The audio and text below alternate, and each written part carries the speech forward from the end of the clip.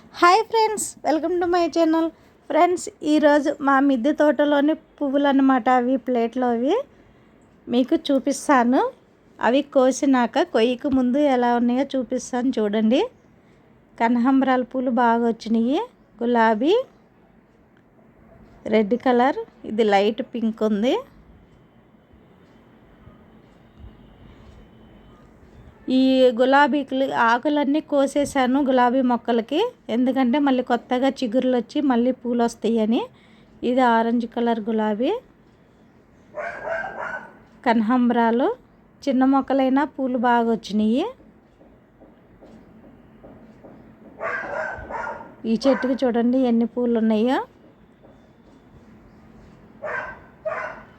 ఫైనల్గా మా పూలన్నీ కోసేసాను. ఇన్ని వచ్చినాయి అన్నమాట. 3 గులాబీలు, ఇన్ని కనకాంబరాలు వచ్చినాయి. ఈ వీడియో నచ్చితే లైక్ చేయండి.